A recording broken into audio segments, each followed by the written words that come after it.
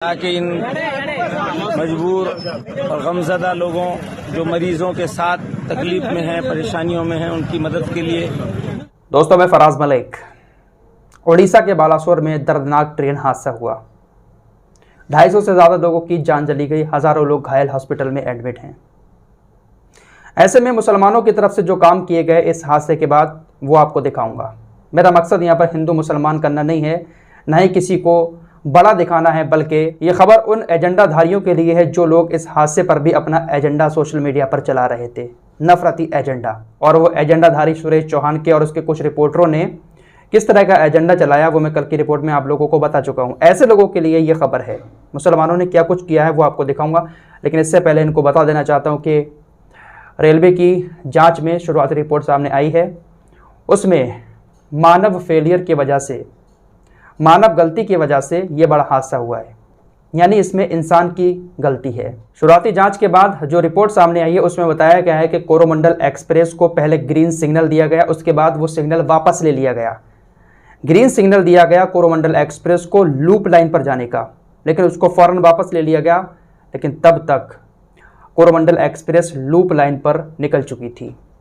Signal दिया गया, फिर वापस ले लिया गया। वापस इसलिए लिया गया क्योंकि जिस लूप लाइन पर जाने का सिग्नल दिया वहां पर पहले से ही मालगाड़ी खड़ी हुई थी और ये कोरोमंडल एक्सप्रेस अपनी पूरी स्पीड के साथ चल रही थी। इसकी क्षमता 130 किलोमीटर प्रति घंटे की रफ्तार से चलने की है, लेकिन उस वक्त 127 की स्पीड पर ये चल रही थी और जाकर ये मालगाड़ी से टकरा जाती है। मालगाड़ी में आयरन वगैरह भरा हुआ था, तो इतनी ज़ोरदार टक्कर हुई कि मालगाड़ी तो नहीं हिली, लेकिन इस कोरोमंडल एक्सप्रेस का जो इंजन का डब्बा था वो ऊपर जाकर चढ़ गया मालगाड़ी के, और 4-5 डब्बे जो थे वो तीसरी लाइन पर जाकर गिर गए और ये डब्बे उसी ट्रैक पर जाकर गिरे जिस ट्रैक पर सामने से ट्रेन आ रही थी और वो उन डब्बों से टकरा जाती है। तो इस तरह से ये हादसा हुआ। फिलहाल गलती यहाँ पर सिग्नल देने वाले की है। क्या गलती हुई, सिग्नल देने में कौन दोषी है, किसकी लापरवाही के चलते हुए इतना बड़ा हादसा हुआ, इसकी अभी जाँच और की जा रही है। फाइनल रिपोर्ट आने में अभी टाइम लगेगा। फिलहाल पुलिस ने स्टेशन मास्टर को भी उठाकर पूछताछ करना शुरू कर दिया है।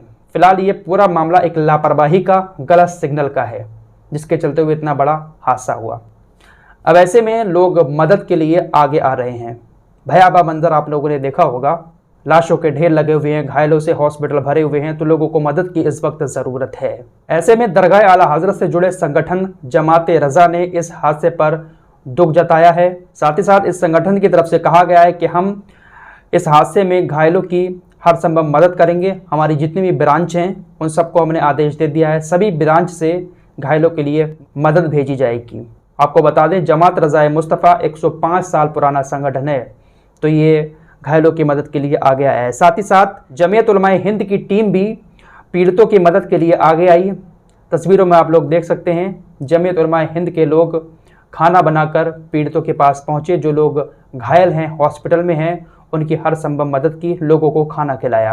ये खूबसूरत तस्वीर आपकी स्क्रीन पर है। साथ ही साथ एक खबर गौतम अडानी की तरफ से आ रही है। गौतम अडानी ने एक बड़ा ऐलान किया है। उन्होंने कहा कि इस हादसे में जिन बच्चों के भी माँ बाप मारे गए हैं, अडानी ग्रुप उन सभी बच्चों की पढ़ाई का खर्च उठाएगा।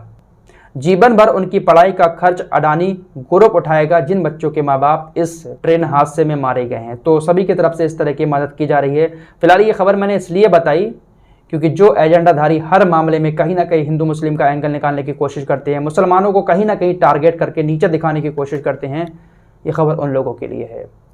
कहीं पर भी देश में कोई भी आपदा आई है, मुस्लिम कौम कभी पीछे नहीं हटी है। कोरोना काल में भी आप लोगों ने ये देखा होगा, बदनाम करने की बहुत साजिशें रची गई, बहुत कोशिशें की गई, लेकिन आगे बढ़ चढ़ कर लोगों ने हिस्सा लिया, लोगों की मदद की, खाना खिलाया, ऑक्सीजन सिलेंडर प्रोवाइड कराए, सब कुछ याद होगा आप लोगों को। फिलहाल हम अपनी वीडियो के माध्यम से एक बार फिर से यही कहेंगे कि किसी भी एजेंडाधारी के एजेंडे में, चाहे वो हिंदू हो चाहे मुस्लिम हो, कोई भी अगर एजेंडा चला रहा है, एजेंडाधारियों के एजेंडे में बिल्कुल भी ना फंसें। जब हिंदू मुश्किल में होता है मुस्लिम काम आता है, मुस्लिम मुश्किल में होता है हिंदू काम आता है। ये एजेंडाधारी किसी भी मुश्किल में लोगों की मदद के लिए सामने नहीं आते हैं। मिलते हैं एक और नई वीडियो के साथ, तब तक के लिए अपना ख्याल रखिए।